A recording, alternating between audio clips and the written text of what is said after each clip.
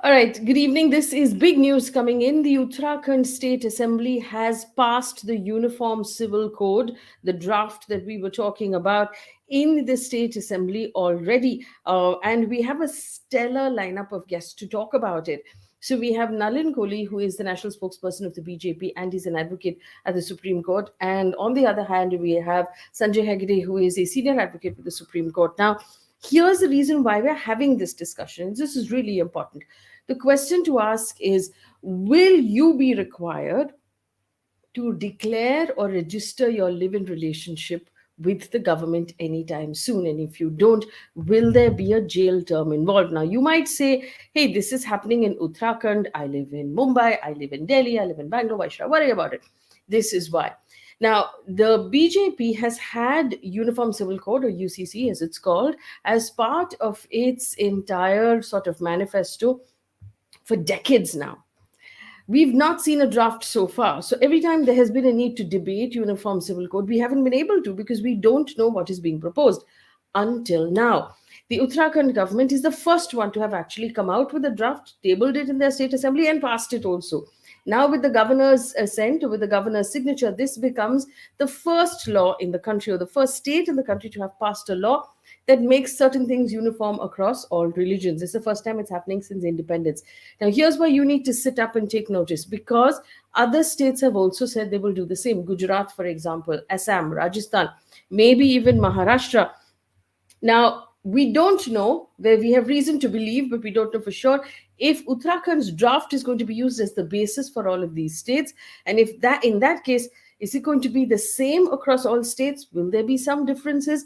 We don't know yet. We'll ask Nalin Kohli as soon as he answers that question. Now, here's what is in the law that has been passed in Uttarakhand. First of all, marriages will only be monogamous between one man and one woman, which means bigamy and polygamy will be banned. It standardizes divorce for both men and women. It prohibits polygamy, and a person entering marriage should not have any living spouse and should be at least 18 years old for women and 21 years old for men. The chief minister of the state has said that he will end evil practices such as halala and idat, and the bill provides for a 3-year imprisonment and a fine of 1 lakh or both for a person found guilty of committing either of these crimes. Now, special attention has also been paid to the rights of children, whether legitimate or illegitimate. So basically, children out of live-in relationships will also have rights. The bill declares that a second marriage should be completely void. And of course, it has some really interesting laws when it comes to live in relationships. Now, here's the thing: all live in relationships have to be registered within a month of the two parties moving in together, or you could face 3 months in prison and a fine of 10,000 rupees. Providing false information about a live in relationship can invite a fine of 25,000 rupees or 3 months imprisonment. If one or both partners are under 21, the government will inform your parents about that registration.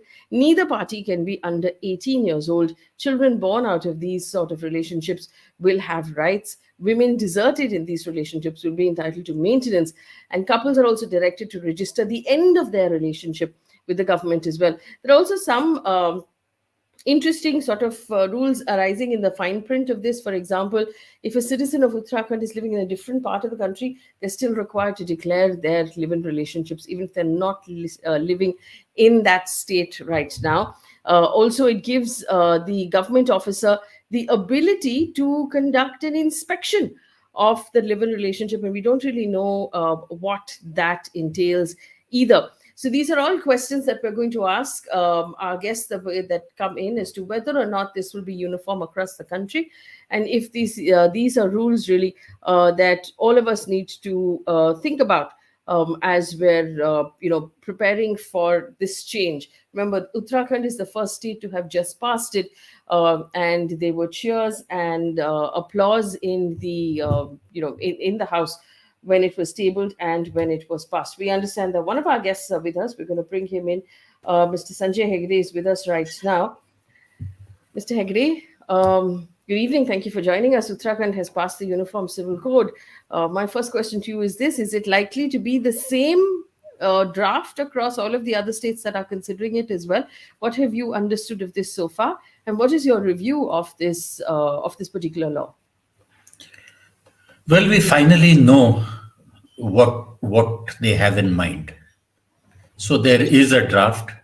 So far, the actualization of the UCC was seen to be a nebulous concept. Mm.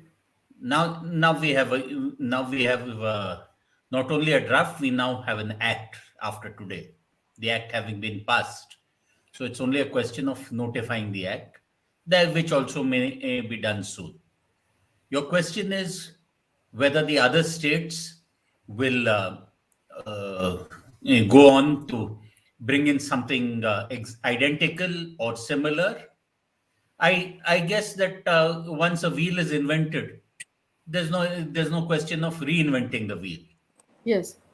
Uh, Maybe for some special local problems, there might be a few more amendments here and there, but this might be the template for all legislation to follow state-wise. What is also being what sense is that this is a trial balloon which has Mm. been floated in a smaller state in India. Uh, Mr. Hegde, I understand Mr. Nalin Kohli joins us as well. He is the yeah. spokesperson of the BJP nationally, and he's also advocate with the Supreme Court. Mr. Kohli, good evening. The question I asked to Mr. Hegde is this: now that the state of Uttarakhand has passed the Uniform Civil Code, is it likely to be the same draft that will be used across other states? I understand you're working with the team in Assam right now. These states tend to have different demographics. Will they all be using the similar sort of base? So, good evening, Faye, and good evening to my friend Sanjay. Two things. I am part of the committee that basically said that Assam can draft a law to ban polygamy in the state of Assam, which is what the Honorable Chief Minister Dr. Himanta Biswa Sarma wanted. And thereafter, the CM constituted a committee to draft the law. So I'm also a member of that committee. We've handed over that draft proposing a ban of polygamy in Assam. Now, it's of course for the government to see what they'd like to do next. Coming back to your question, it's impossible to answer. But Sanjay has given a correct point that when you have a template does sometimes become a good starting point to take it further. But whether it would be identical, whether it would be similar even at all, is something that only every state would have to decide. But I'm prone to believe that a template being in place will certainly make it more attractive for any other state wishing to go down this route. Now that you have a uniform civil code already functioning in Goa, you have Uttarakhand, which has made it an act now. So it'll make it much more easier and attractive for other states to rely on this model and perhaps look at modifications within that. Mr. Kohli, so here's my question. It's a legal question, really. If every state has a different version, because the Northeast, for example, has a large tribal plus Christian population. The state of Bihar, for example, has a different alliance partner. Assam has a different population to look at as well. If every state has different versions of the code, then it's not really a uniform code, is it? Because then it's a state-wise uniform code, in So the it would spirit be of what a uniform code should be. Yes, I understand where you're coming from, Faye, and it deserves an answer. Because, uniform civil code is not naturally going to be seen from a national perspective because it basically is part of Article 44. Now, Article 44 says that the state shall endeavor to have a uniform civil code. But yes, it's part of the directive principles of state policy, which per se are not enforceable or guarantees like Part 3, which is fundamental rights. But we must note that even Article 37, which says that the directive principles are not enforceable by a court of law, says that it states that it will be the duty of a state. A state shall use these principles in drafting laws in that effect. So therefore, Article 44, being for calling for a uniform civil code, is part of the Constitution's vision from day one, which means when we adopted it on 26th January 1950. Now, this is an unfulfilled or unfinished vision of the Constitution. So there have been arguments that there should be greater dialogue. Why should it not be done? The counter question or the counter point that comes up is that 75 years have passed and still one vision of the Constitution of India remains pending. And anything that is in the Constitution of India is meant for the betterment of Indian citizens. Those citizens next would be from certain religions, maybe from different regions, castes, etc. But their first identity naturally under our in our country would be citizens of India, and the constitution would need to apply to them in terms of equally for every Indian citizen. Right. So my argument is that while a uniform civil code at the center is the most desirable thing, and no one can argue that it is bad for an Indian citizen because it's part of the constitutional vision and it is part of the constitution, which is meant for the betterment of the citizens. The counter is that if you're going to have a state pass it, then it will be uniform for the people living within the territory of the state. So in effect, you have a uniform civil code that is restricted by territory to the state that passes it, may not and does not, obviously cannot be also applicable to the territory of even an adjoining state. Right. So then we would actually have a situation where the uniform code is not uniform and people are actually moving across state borders based on what it is they want to follow personally. I want to bring in Mr. Hegde here. Mr. Hegde, thank you for giving us your tea time. I do realize that we are interrupting that, but No, I want to ask it's not tea time, it's soup. I haven't had lunch. Okay. Sanjay, that makes two you of this. us because I had my lunch at 5. So, Faye, just to let you know, that's the life of any ordinary lawyer. You don't have time for a meal when you're running between matters. Mr. Hegde, what is your review of what the state of Uttarakhand has passed? Particularly the matter on live-in relationships is drawing a lot of criticism, saying that this is going to allow or invite government into people's personal lives or bedrooms. We've had this conversation several times in the past as well. On one hand, there is the argument that it gives legitimacy and power and empowerment to women. But on the other hand, do you see it as intrusive? Not only intrusive, I also see it as a direct attack on conscience. Because there are a lot of us who say that, look, we do not want to get into the holy state of matrimony. We do not think that the institution of marriage is something that we want to get into. We do not want the commitment of a marriage. Now, irrespective of all that, you have now brought in by this thing of registration of both the commencement as well as the end of a relationship. You have formalized it for not only purposes of the state but for purposes of society. Now imagine, and what's worse, you said it earlier, you have made it extraterritorial. Now look at a young girl from Dehradun who's got her first job somewhere in Bangalore, decides to have a live-in relationship. She's obliged to register it.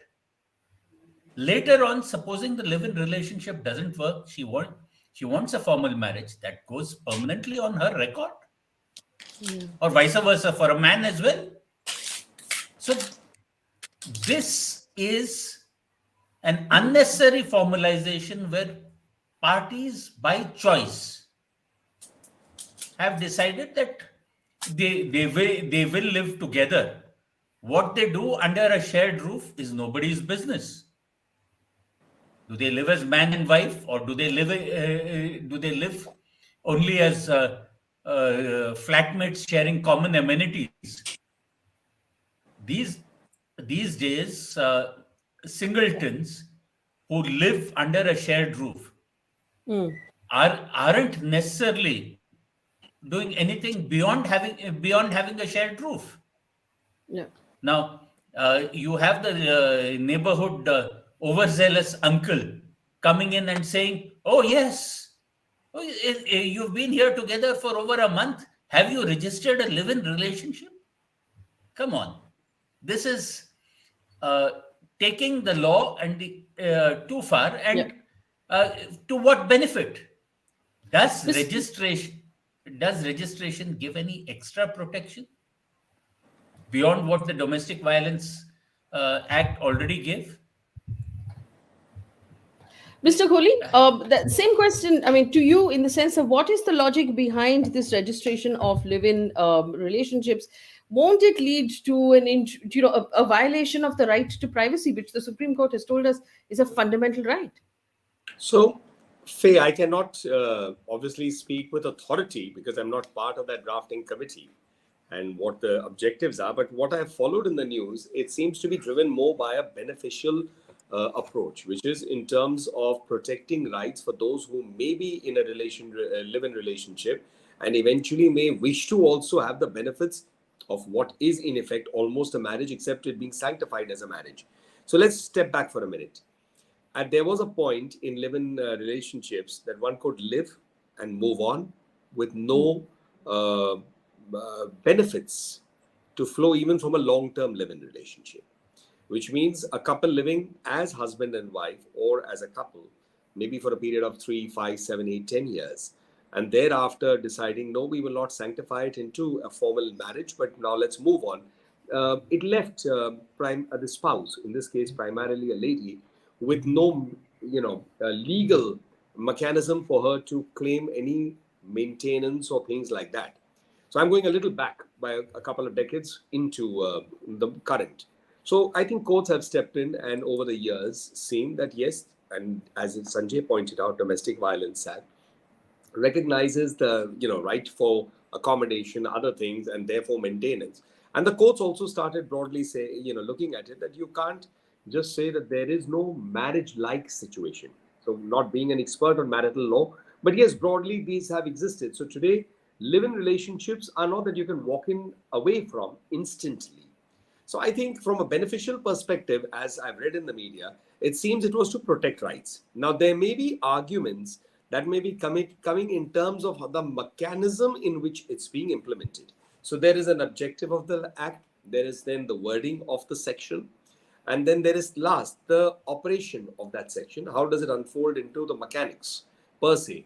Now, I've been reading about the registration part and finding that a lot of people have concerns with it.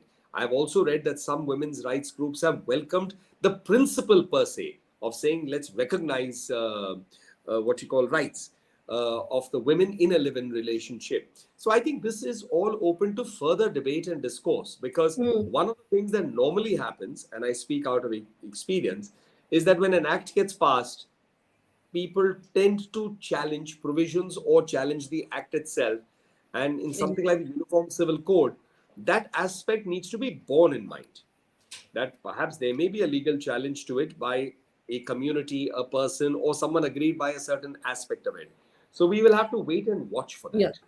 Wouldn't it be better served, Mr. Kohli, to have it as an opt-in? So a woman who feels that she wants to give herself that security can choose to register, but the court saying that the law saying that there's a 3-month penalty, or there's some sort of compulsory, that actually works against women, in my opinion. So that's why I said the mechanics of it. One is the objective of the act, the wording of the section, and the mechanics of how it unfolds itself into next course of actions. So perhaps it may be also something that may be considered going down the line, because it's not been notified yet. Yes. My next question to the both of you, and I'll start with Mr. Hegde, and Mr. Kohli can rebut it. Mr. Hegde, Article 25 of our Constitution gives each of us the freedom of conscience and freedom to profess, practice, and propagate religion to all citizens. Now, there have been some voices that have already said that this prevents a uniform civil code. Could you explain to us what your stand is on the matter? And do you believe that Parliament or Assembly is within its rights to bring in this law right now? Well, parliaments and assemblies have vast legislative competence. The question is, when you pass a legislation, does it infringe on on any fundamental right? Now, you have a fundamental right to religion. The fundamental right to religion protects essential religious practice. But I do not know of any religion that requires you as a religious practice to essentially marry more than once. Right? That's the polygamy argument. Then there is the argument with regard to divorce. Now here there might be something, because a person who enters a Muslim marriage actually enters into a contract. That is the religious law. that they follow. Now, like any other contract, a marriage contract can also be dissolved by an action of the parties. And there are mechanics of it. And what is further is that if you continue in the marriage after that dissolution has happened, then that would be sinful. Here, what the Uniform Civil Code of Uttarakhand does is that you can marry by any manner. You can have a nikah, you can have a church wedding, you can have an Anand Karaj or whatever. But for a divorce, it will only be formalized through the court procedure. So here, there might be a certain invasion on what is essential, at least as far as the dissolution of a marriage is concerned. There can be an argument made. How the courts will deal with it, I do not know. It may also be that somebody, a very observant person, might first have a divorce in the religious manner and then go and formalize it through the courts, and in the meanwhile follow all the tenets of his religion, his or her religion. Mr. Kohli, my question to you as well: what happens if? Do you believe that I'd like the to answer. BJP I've understood that because Yes. your point. No, was no, but I want to add one more thing so I can Go. pack in more into the time that we have, along with the rebuttal or the response to Mr. Hegde. Is the BJP considering the possibility of bringing in a uniform civil code nationally in your next term, assuming you come back into power? And in that case, what happens to the state laws if that happens? Please go ahead. First of all, and Faye, there are 3 or 4 important things we need to understand legally also. But let me answer the political part of your question. Is Yes. the BJP has always stood for a uniform civil code. Go back to the 1980s. Our stand was a temple for Lord Ram at Ayodhya. A uniform civil code and Article 370 should be abrogated. So these 3 points have existed as a stated position of the party from the 1980s. So therefore we stand for it, and there's no question of it. And why shouldn't we stand for it? Because Uniform Civil Code in Article 44 is an unfinished vision of the Constitution of India. For those who are now trying to take refuge under Article 25, number 1, Article 25 is also part of the same Constitution that envisions a Uniform Civil Code. You can't have a situation where someone can turn around and say, I'm going to let Article 25, I like it, so I'm okay with it, but I don't like Article 44 and I'm going to reject it. You can't have it. It's a package. The Constitution applies in its totality. And this was known on day 1, on 26th January 1950, even before the Jan Sangh, which was formed in 1952, was even born. Now let's come to Article 25 itself. Article 25 in itself makes fascinating reading for those who again want to take refuge in Article 25. And the language is unambiguous.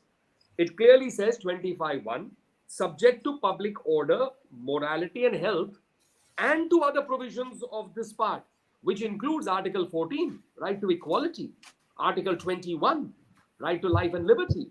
Equality, so can an argument be taken that a Muslim woman should be treated less equal than the rights enjoyed by a Christian woman or a Parsi woman or a Hindu woman? It can't. And I'm going to come further. If you go then further, number 2, nothing in this article 25(2), nothing in this article shall affect the operation of any law, prevents the state from making any law.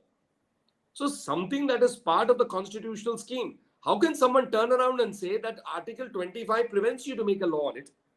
And then you should look at 25(b), 25(2)(b), providing for social welfare and reform. And then it goes on to throwing open. So there can be an interpretation that whether it is only restricted to the Hindu community or whether it could go even beyond. Now let me come to the next part. This issue on polygamy, because Sanjay picked up a good point on polygamy. We had to grapple with this issue also when we were looking at whether the state of Assam could pass a law to ban polygamy, because polygamy is followed in Islam. Now, please bear in mind, the Christian Marriage Act of 1872, the Parsi Act of 1936, and the Hindu Marriage Act of 1955 ban polygamy. So it only leaves you now with the Islam. There is the 1937 Sharia Act, which protects polygamy. So the central question was, when a central act is there, in this case the Sharia Act, can the state of Assam legislate on the same issue? Because then the doctrine of repugnancy comes. If there is a central law, the state can't operate on that field. However, the constitution also provides the answer to this situation. Marriage is in the concurrent list, not in the union list alone. Concurrent list means entry 5 means that marriage can be, you can legislate on marriage both at the state level and the center level. And then under 254, Article 254 is the doctrine of repugnancy. Should a state legislate on something in the concurrent list that is already legislated upon by the center, then you require the consideration and the assent of the President of India. And should the President of India, looking at the proposal, and there are two Supreme Court 5-judge benches which deal with this aspect, but nevertheless, once the President of India receives a proposal, actively considers the factor that the state should have a law that overrides the central law and gives the assent, then the law will become applicable. So the answer is, the Constitution, such a beautiful document, offers you all the solutions, but people who make allegations and people who bring up opposition, particularly in the political sphere, need to first read the Constitution. Okay. So let me take this back to Sanjay Hegde. I saw your hand go up, Mr. Hegde. You have a rebuttal. Go ahead. No, not exactly a rebuttal. I think it's a discussion. It's a very good discussion. No, we are not disagreeing per se. No, the Constitution has, like the Bible, has words of comfort for everyone. But the difference between Article 25, which is a fundamental right, and Article 44 is that it's a directive principle. A fundamental right is what a citizen has, which cannot be touched by the state. And this part about the directive principles, how did you abandon this directive principle for 75 years, etc., etc. I'd like to tell Nalin, look, there are nice little directive principles which say that, 39 for instance, which say that the ownership and control of the material resources of the community are so distributed as to best subserve the common good, that the operation of the economic system does not result in the concentration of wealth and means of production to the common detriment. Now, in an era of an oligarchic autocracy that we currently have, you can't pick and choose and say that, okay, this directive principle can remain, but certain other directive principles we can enforce with resident WhatsApp uncles and vigilante mobs. See, the first thing is, as far as this live-in relationship goes, is that the state has no legislatable interest when two adults decide to live together, and what they do under a shared roof is their business. There's that famous statement that the Englishman's home is his castle. It may be ruined. The wind and the rain may come through, but the King of England dare not step in. There is a line beyond which the state interest has to cease. And when young men and women, or even older men and women, decide that we do not want to formalize our relationship, that has to be respected. So I'd like to just respond to Sanjay's points on the directive principles of state policy. I pointed it out at the beginning only, that it's not enforceable by the courts, Article 39, but it also says that the state shall be guided by that. And certainly, Sanjay, there's no article that says that Article 14 will apply to the directive principles of state policy. The BJP's standard position is, and we unequivocally have been saying it from the 1980s, two of those positions we have stood and implemented it on it. The third one is pending. Certainly, we stand on it. Somebody else will have a contrarian view they're entitled to. Now, the oligarchy is an election in which you, me, and Faye, everybody else also participates. If there's a fascinating leadership on the opposite side, that is the failing of the opposite side. How can the ruling party, which is winning an election, be faulted for an opposition that is unable to match that? I mean, this is a new argument. in democracy. And let me come to the last part of it. Socialism was tried. The word, in fact, was imported very suddenly into our preamble also by the 42nd Amendment. Socialism did not exist. Socialist, secular, the two words added by the 42nd Amendment. So socialism was tried as a model. It failed. But now I'll give a straight political answer. 80 crore people are getting food rations every month. 12 crore farmers are getting money into their accounts. 50 crore people have bank accounts which didn't exist earlier. The state is moving to ensure greater financial inclusion and to help them lift out of poverty. So that does not stop. It is never going to stop. And if it has to stop, perhaps you and I need to stop practicing either. Okay, so Nalin Concentration of wealth. That Nalin is the Kohli directive principle. assumed And I would ask. and while we talk oligarchs, I- you and I know who we are talking about, and they have nothing to do Yeah, with one of them is elections welcomed by beyond the Congress financing them. Party in different states and abused in other states. But before, okay, so the But I question I about must thank you, Faye, before you ask a no, question. Mr. Kohli, one No, very one quick. minute. I'm not leaving. I must Okay. thank you, and I must thank my colleague also, Sanjay, and my good friend. This is a very nice discussion. I mean, we are having points of difference, but not disagreement in terms of Yes. it being violent in terms of language. And I'm grateful for such a debate because then it's left to the viewers to Yes. choose a point of view or agree with a point of view or disagree, and that's what really democracy is about. Yes. And that's really what this show is also about, to allow the audience to hear the different points of view and really be able to decide for themselves. There's another question before I let you go. And the question about secularism and socialism really deserves their own debates. But there has been a question about the Hindu undivided family, which is effectively an inheritance law. And it's a tax entity that's recognized in our tax law as well, that is specifically available to the Hindu population in our country. Will the Uniform Civil Code consider allowing it for everybody, or re-looking at it in any way? I can't answer that. It's difficult to answer.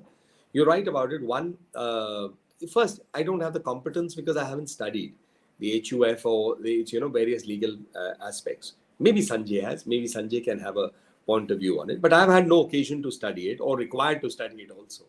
That's one. Two is, see, the Uniform Civil Code sometimes is also mistakenly argued by some with vested interests or otherwise to say that it will be a Hindu code implemented over others.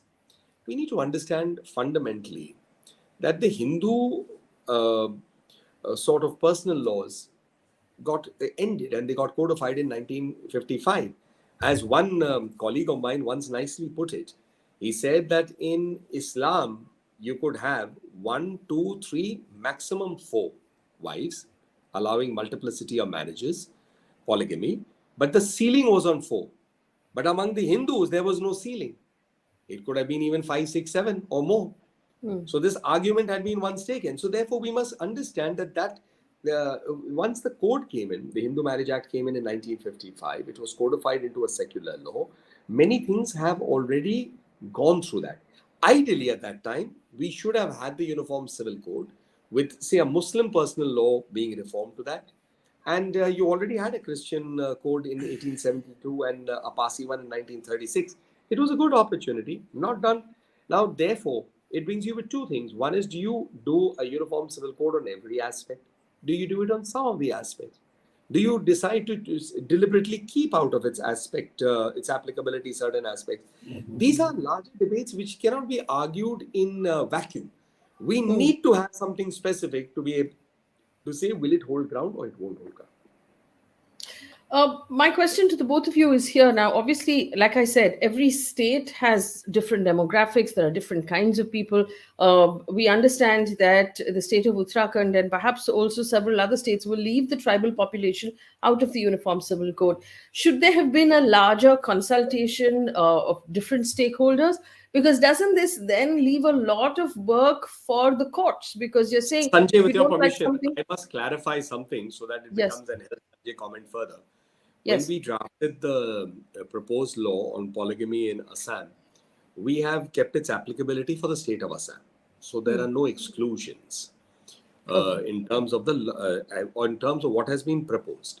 Now, of course, it is the prerogative of the Chief Minister, Dr. Hemanta Biswa Sarma, and his government, whether in the circumstance that Uttarakhand has passed a Uniform Civil Code, Whether the state of Assam would like to continue with this and go ahead with an act on banning polygamy, whether they would like to bring a uniform civil code, whether they'd like to have both, whether they'd like to apply it to a blind, make the law applicable to all, or create an exception. I can't comment on it because that falls into the domain of the government and the legislative department and thereafter the assembly. But for the record, yeah, I can certainly say that with a sense of responsibility, there was no exception in the case of Assam.